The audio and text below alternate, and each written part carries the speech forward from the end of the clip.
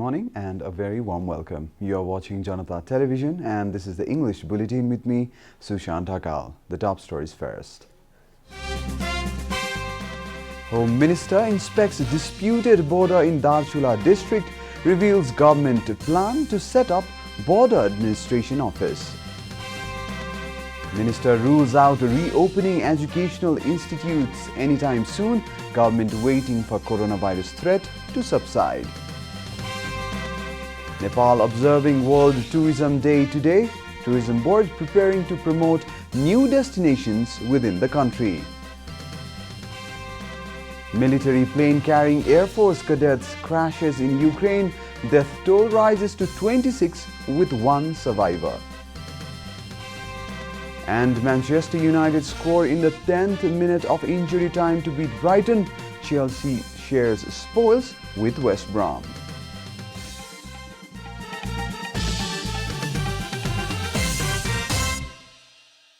And now the news in detail.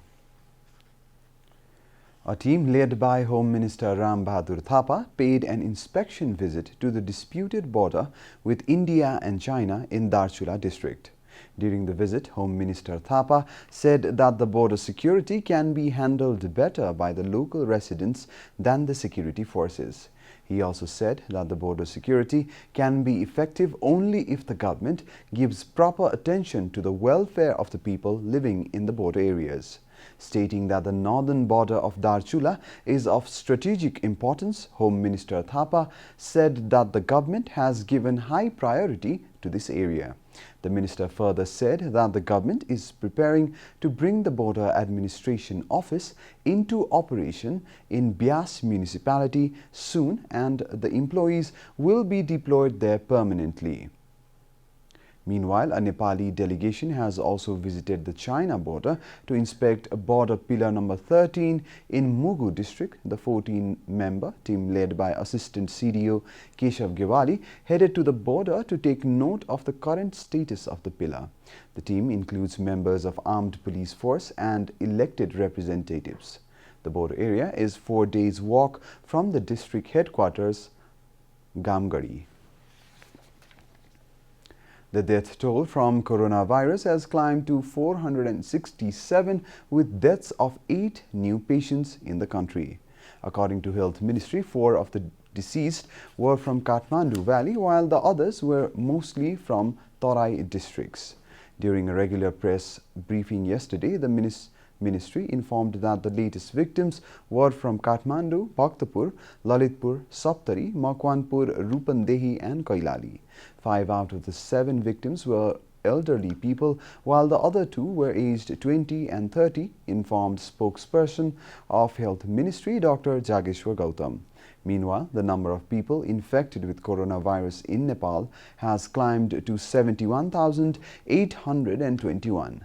The government yesterday confirmed 1,207 new cases of coronavirus in the country. Among them, 583 cases were reported in Kathmandu Valley alone, followed by 78 in Lalitpur and 63 in Bhaktapur. So far, 53,013 coronavirus patients have been discharged from hospitals after full recovery. The number of active cases in the country currently is 18,341. Minister for Education, Science and Technology, Giriraj Mani Pokhrel, has said schools will remain closed for a while as the threat of the spread of coronavirus has not yet subsided. In a virtual meeting organized by the Society of Education Journalists on the theme, the role of technology as alternate forms of teaching, Minister Pokhrel reiterated the need to be extra careful as the spread of the virus through schools will be difficult to trace and control. He also urged everyone to accept and adopt information technology (IT) as an alternative means of education. Minister Pokhrel also informed that the government has already put forward the emergency work plan, which will allow for some form of teaching learning mechanism and has started its implementation from 16th of September. Minister Pokhrel also informed that a directive has already been issued for all teachers at all local levels to report back to their respective schools. This is Janata Bulletin. We'll be right back after a short break.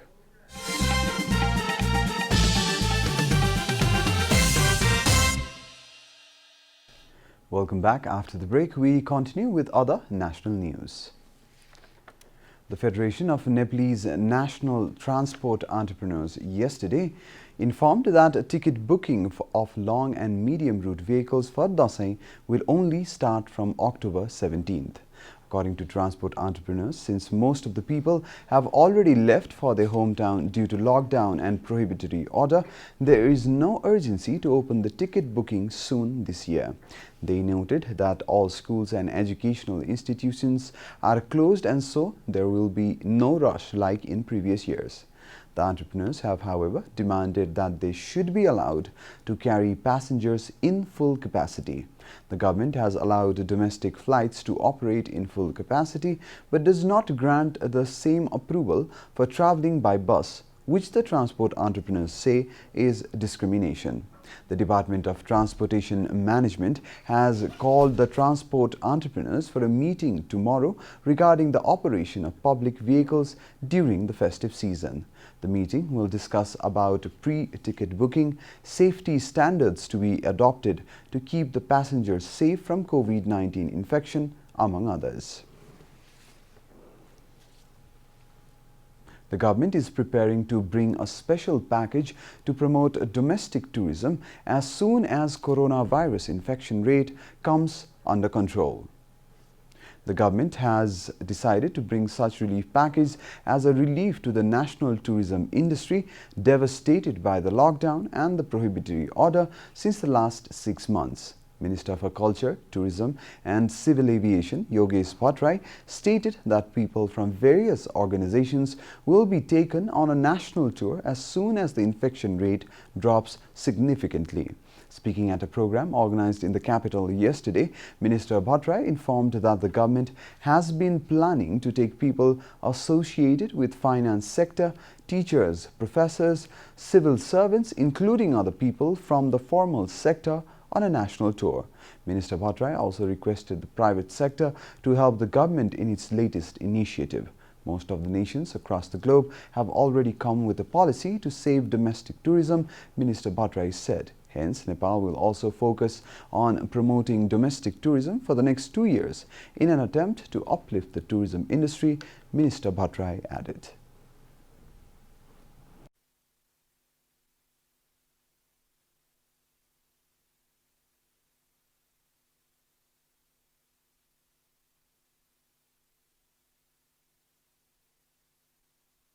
आउने 1-1.5 वर्ष 2 वर्ष हरेक देशले आफ्नो आन्तरिक पर्यटनमा जोड दिएको देखिन्छ। अलिकति कोरोनाको संक्रमणको स्थिति कम हुँदै यसको ग्राफ ओह्रालो लागेपछि सरकारले संगठित क्षेत्रलाई आफ्ना कर्मचारीहरूलाई संस्थान वित्तीय क्षेत्र लगायत सरकारका शिक्षा क्षेत्रका कर्मचारीहरू शिक्षकहरू सबैलाई एकपटक संगठित ढङ्गले देश दर्शनको अभियानमा उतार्छ। Minister Bhattrai also informed that Tourism Ministry has proposed for 2 days weekly off scheme in order to promote internal tourism and has been discussing about the same with other ministries. And now the news from the economic front.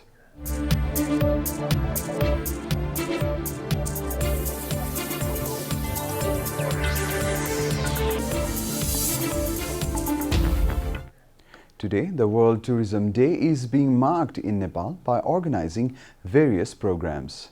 In Nepal, the 40th Tourism Day is being celebrated with the slogan "Tourism and Employment for a Brighter Future."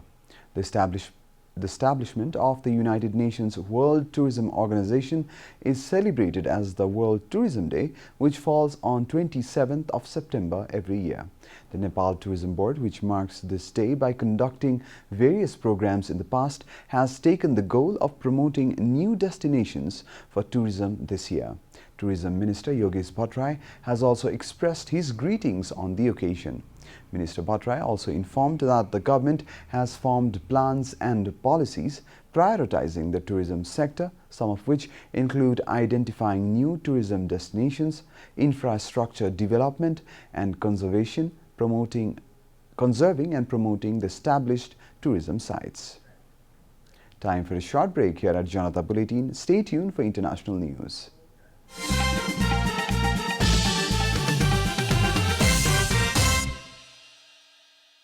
Welcome back, and now the international news.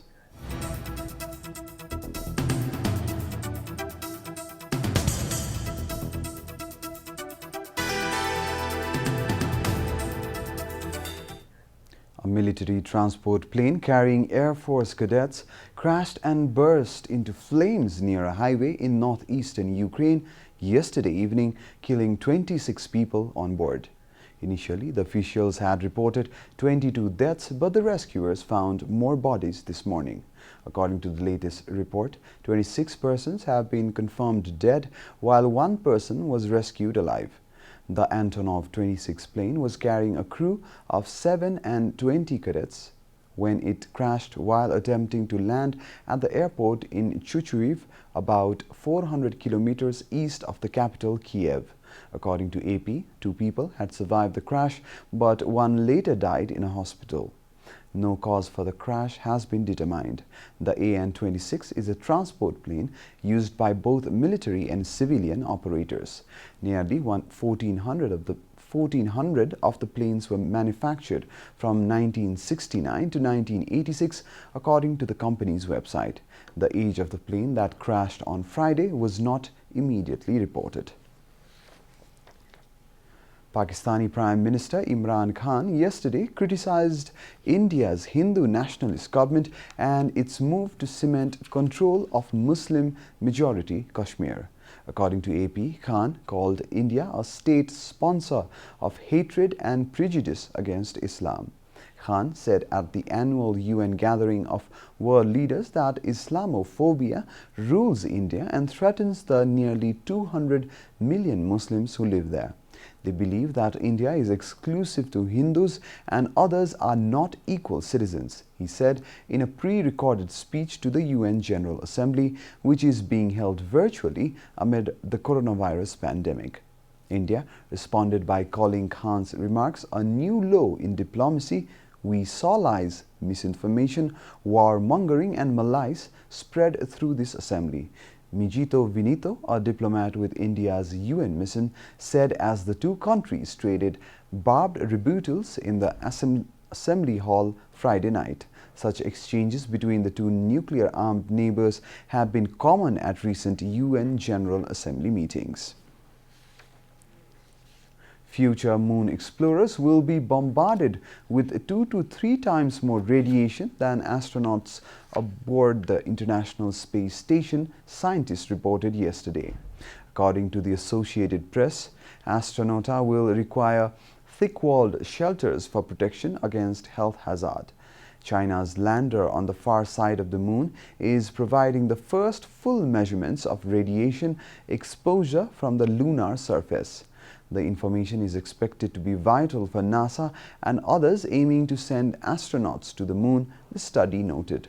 The Chinese-German team reported on the radiation data collected by the lander in the US journal Science Advances.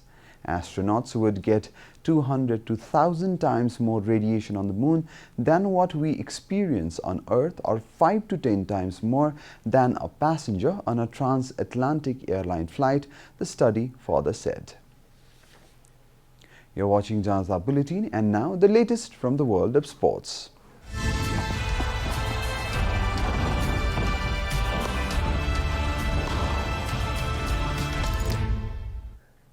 "15 goals were scored across 4 matches in the Premier League yesterday, with all away sides winning their fixture except Chelsea, who drew at Brighton. Match day 3 of the English Premier League saw Frank Lampard's Chelsea make a thrilling comeback from a 3-goal down to draw the match 3-3. West Brom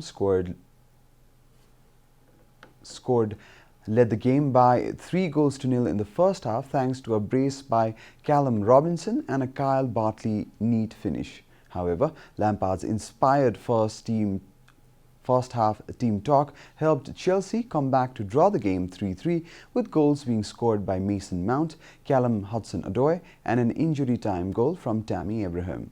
In another match, Manchester United won their fixture away at Brighton by 3-2.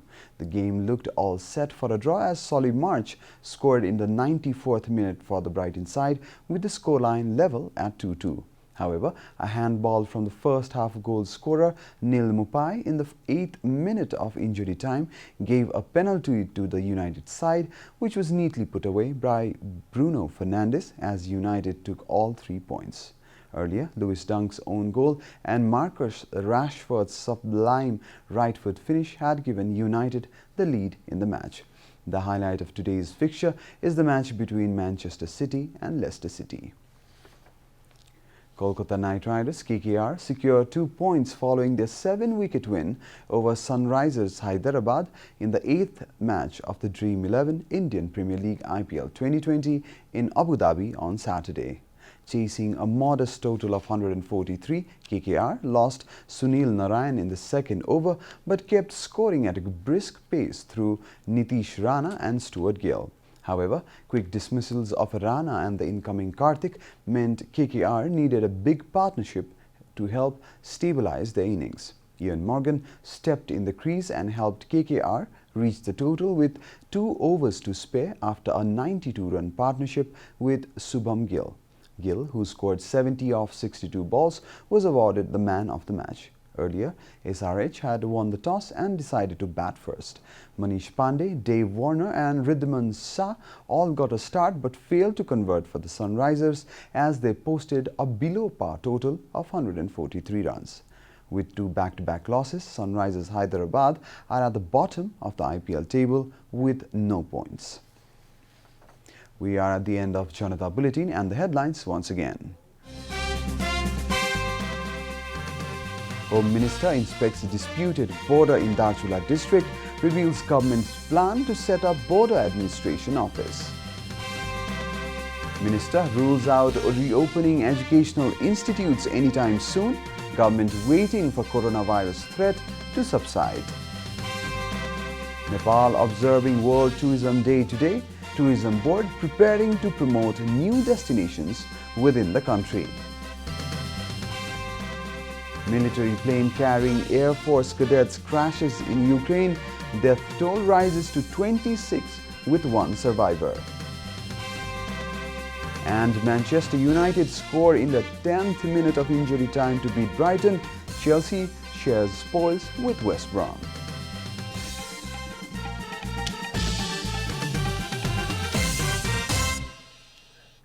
And that's all from the English News Desk for today. You can follow Janata Television and our programs on various social media platforms, including on our website, janatasamachar.com. Keep watching Janata Television. Namaste.